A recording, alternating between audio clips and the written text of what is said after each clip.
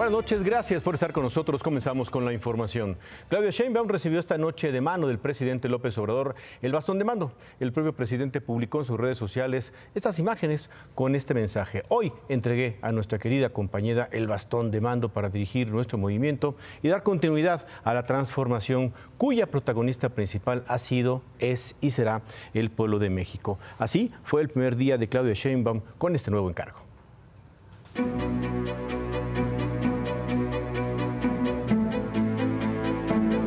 Unidad y movilización. Y eso es a lo que vamos a convocar en este momento, convocarlos a la unidad y a la movilización y a la organización. En el primer día del proceso electoral federal que arrancó este jueves su calendario oficial, Claudia Sheinbaum se apuró a estrenar su credencial como Coordinadora Nacional de Defensa de la Transformación. Su día público comenzó en la sede de Morena, donde llegó hacia el mediodía para encabezar su primera reunión de trabajo. Esta vez, ocupó la cabecera de una mesa en la que concurrieron sus socios políticos y las corcholatas a las que venció. Todas menos una. Está nuestra mano tendida para que el compañero Marcelo pueda ser parte de este proyecto y a todo su equipo de trabajo.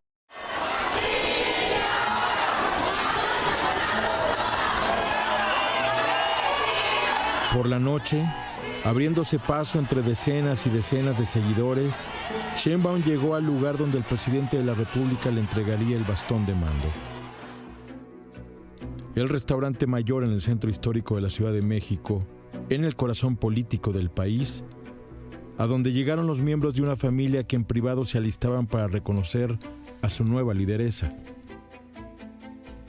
Llegaron gobernadoras y gobernadores, el jefe del partido, los hombres que compitieron con ella por el nombramiento y pasadas las 8 de la noche, el jefe máximo del movimiento, el presidente López Obrador.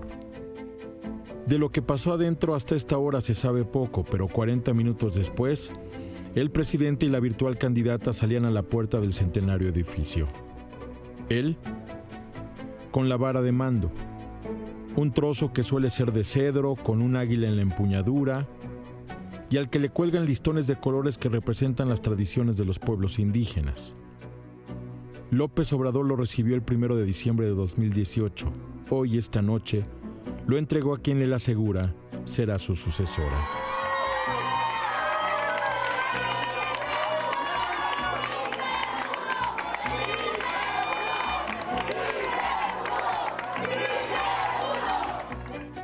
Claudia Sheinbaum, ya con la cuarta transformación en la mano, ofreció un primer discurso que se confirmó como garantía de continuidad. Tuvo palabras para sus contrincantes, a quienes acusó de disfrazarse de demócratas, feministas y ahora de ciudadanos. Para el presidente, que esta noche solo escuchó, solo tuvo cortesías y palabras de agradecimiento. Sepa, querido presidente, que siempre tendrá nuestro apoyo. Cuidaremos su gran legado y sepa que el cierre de su gobierno será espectacular, porque una vez más el pueblo de México estaremos haciendo historia.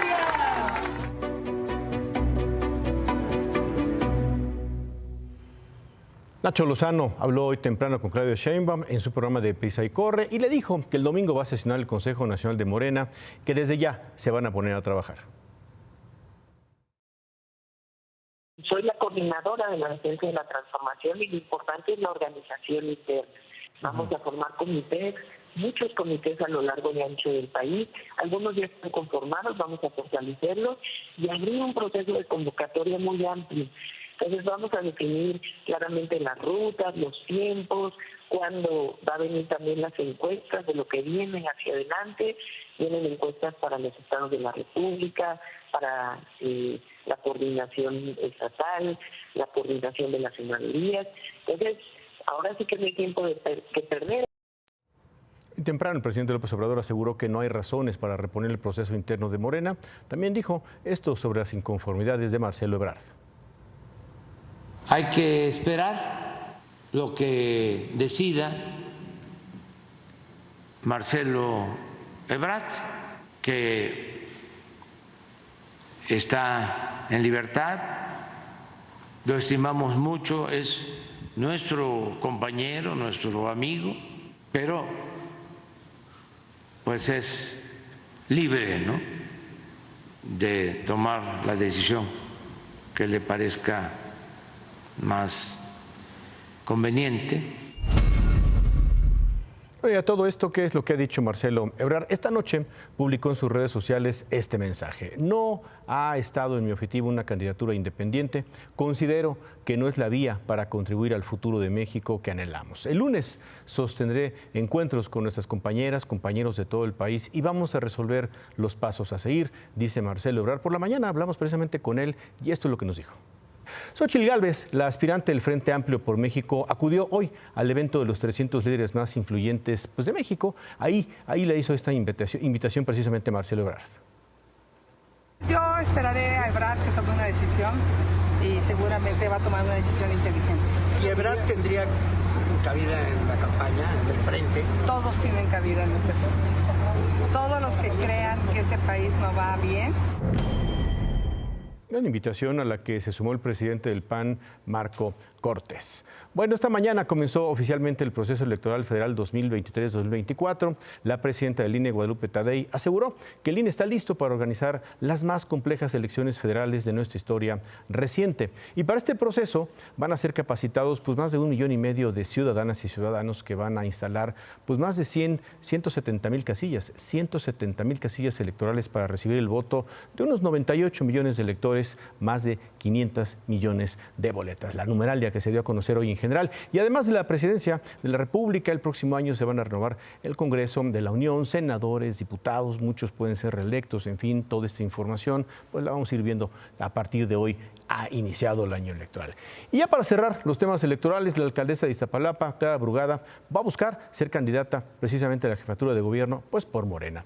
En sus cuentas de redes sociales, en Twitter, o hoy X antes Twitter, pues anunció que va a solicitar licencia para separarse del cargo de alcaldesa en Iztapalapa a partir del próximo viernes de la semana que entra, el día 15 de septiembre. Dejo el cargo con el respaldo mayoritario de la gente, siendo el gobierno el mejor y más transformador de la Ciudad de México.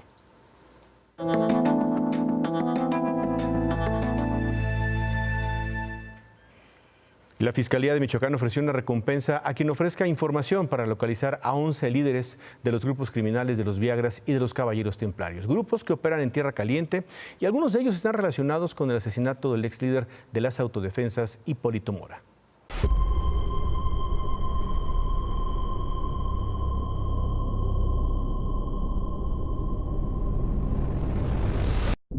40 días después del asesinato de Hipólito Mora, la Fiscalía de Michoacán ofreció recompensa por 5 de los presuntos homicidas.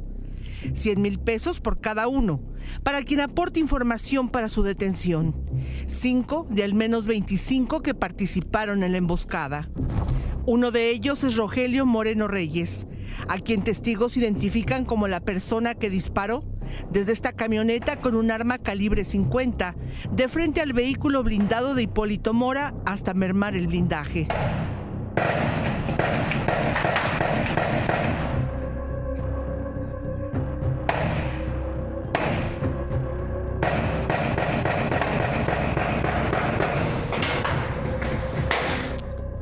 Otro de ellos es Eladio Cisneros Flores, alias La Sirena, quien habría coordinado y participado en el ataque.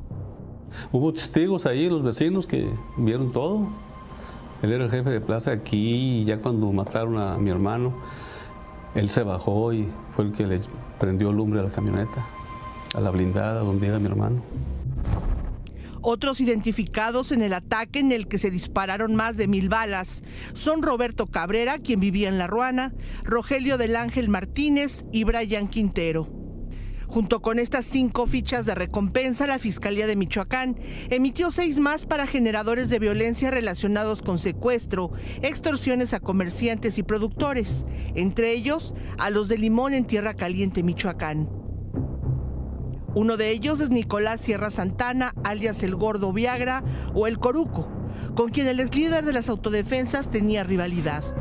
Pero en este listado los nombres como Gabino Sierra Santana, el ingeniero, Andrés Alejandro Sepúlveda, Jano o el Fresa, César Alejandro Sepúlveda, el Boto o el Botox, Mario Álvarez el Metro y José Nereo Yáñez, el Mono Verde, no resultan desconocidos para la población en Tierra Caliente. Tienen más de una década viviendo bajo su yugo y hoy las órdenes de aprehensión y recompensa llegan tarde, por lo menos para quien no se cansó de denunciarlos públicamente, y como testigo quedó en su portal de Facebook este mensaje grabado 7 días antes de su asesinato. Que vengan las autoridades y terminen ya de una vez con tanto cobro de piso, tanta extorsión, que tienen controlado todos los productos, no nos dejan trabajar y lo que trabajamos desafortunadamente es para el crimen organizado. Le pedimos, voy a repetir a las autoridades, vengan y hagan su trabajo aquí en La Ruana y detengan a toda esta gente que tanto daño nos está haciendo a la población.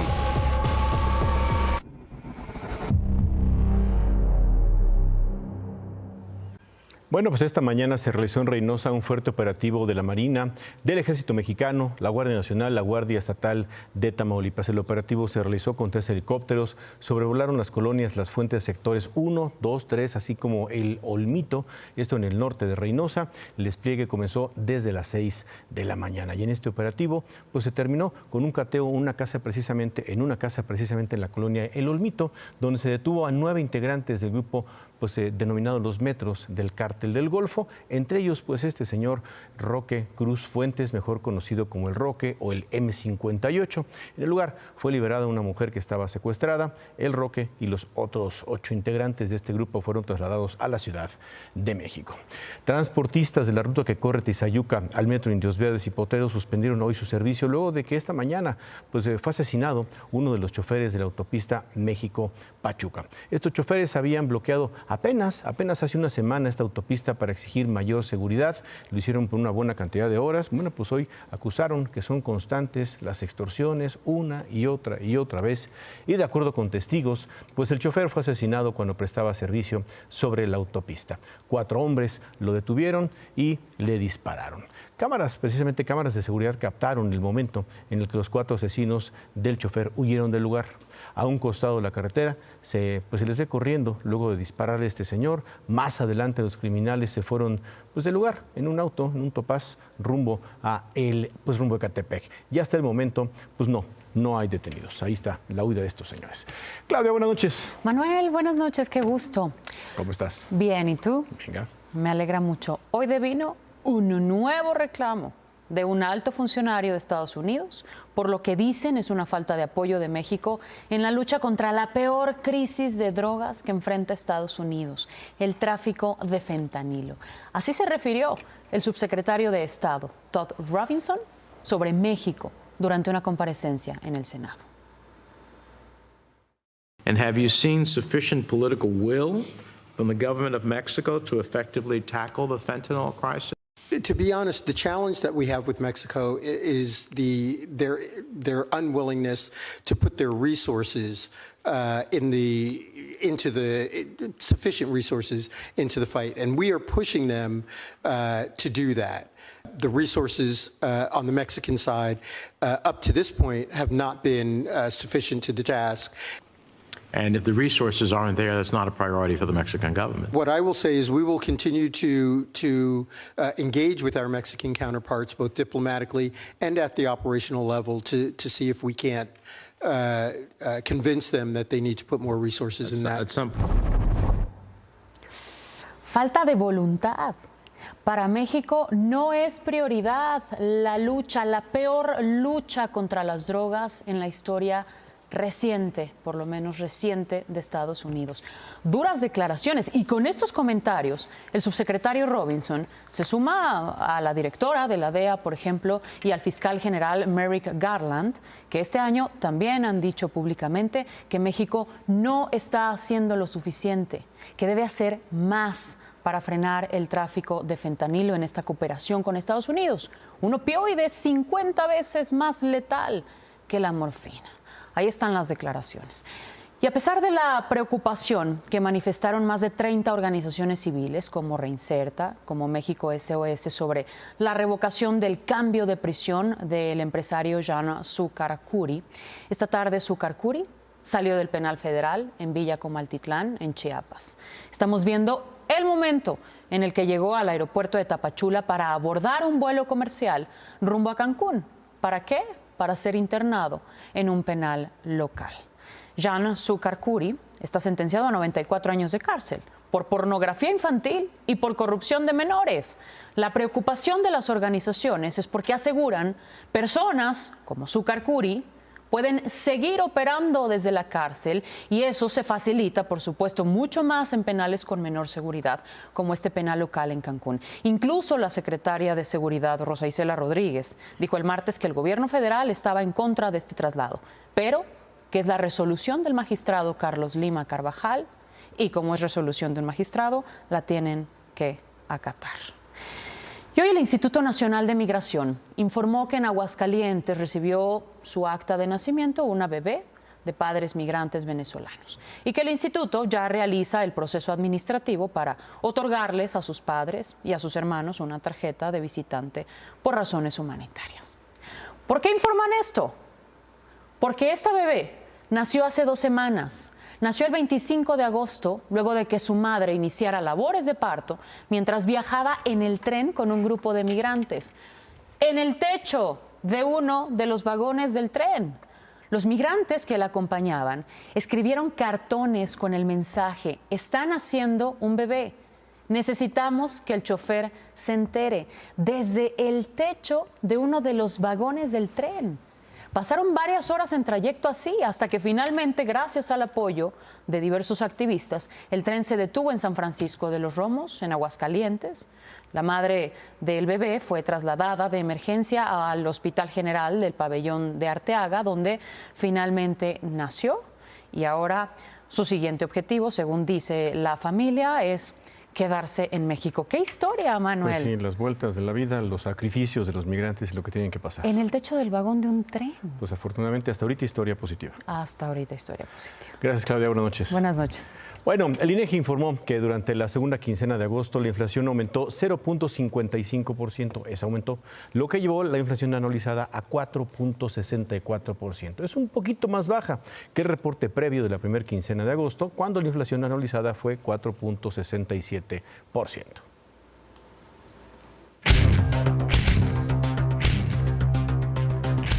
Es necesario poner en contexto esta cifra de inflación. 4.64. ¿Qué tal, Manuel? ¿Cómo estás? Muy buenas noches. 7 meses consecutivos disminuyendo. Alguien podría decir, está muy bien. Se acerca ya al máximo autoimpuesto por Banco de México, que es hasta 4%. Hasta ahí todo muy bien. Sin embargo, aquí hay dos o tres cosas que no están tan bien. Uno, la inflación subyacente, es decir, el corazón de la inflación, lo que es verdaderamente el centro de la inflación, sigue en 6%. Es lo que hace que los precios suban. Y la inflación de los precios al productor también sigue muy elevada. O sea, se está mostrando mucha resistencia a disminuir la inflación. ¿Te acuerdas cuando el gobierno presumía que la inflación en Estados Unidos era muy alta? Y que nosotros en México no fue tan alta en buena medida abajo, ¿no? Porque se le metió muchísimo dinero a subsidiar a los combustibles.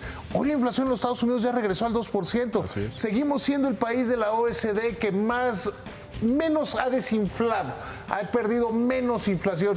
Y esto nos lleva a que hay muchos que están diciendo, no, Banco de México ya va a comenzar a bajar las tasas y en diciembre, pues no.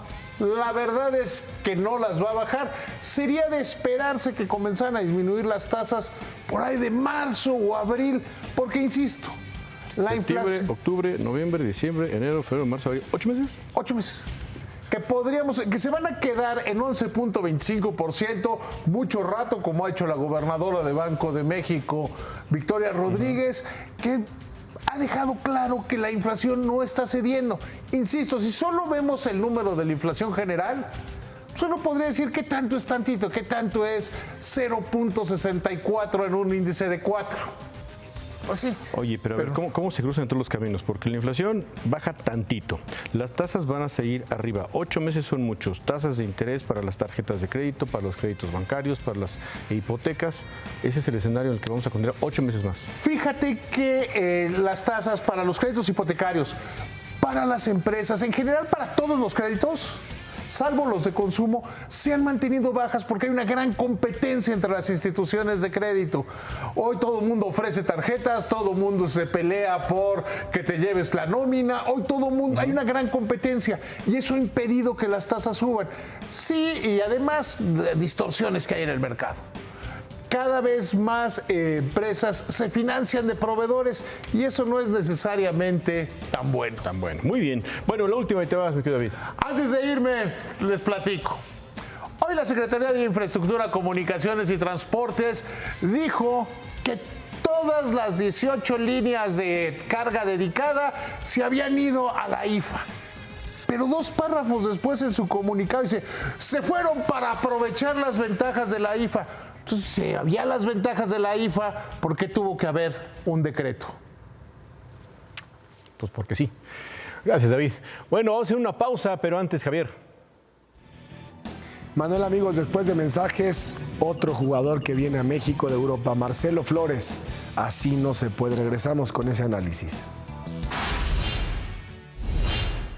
Don Olegario Vázquez Raña, miembro de honor del Comité Olímpico Internacional, fue nombrado presidente honorario de la Asociación de Medallistas Olímpicos Mexicanos.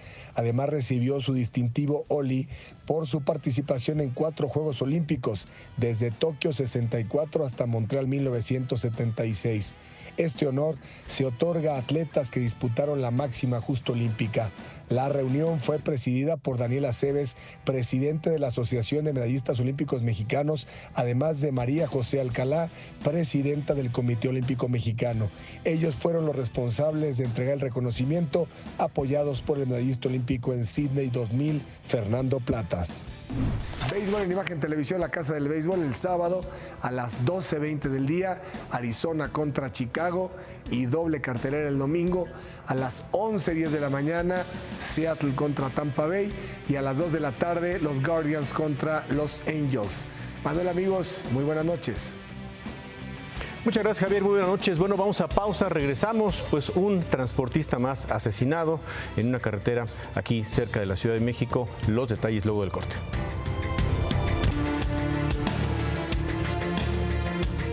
Maestros de la sección 18 de la CENTE en Michoacán se enfrentaron hoy con policías estatales en un desalojo de la caseta de peaje de Sinapecuaro, ubicada sobre la autopista de Occidente.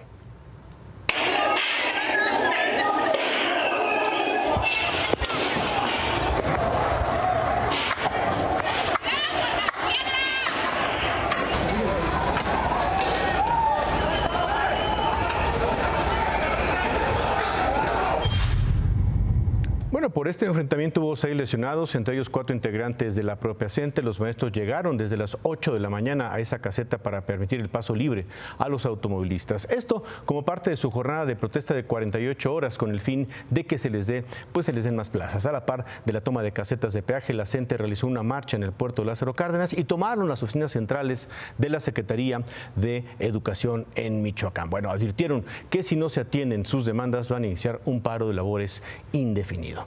Y con esto nos despedimos. Gracias por habernos acompañado. Se queda con ¿Qué importa? Muy buenas noches. Descanse.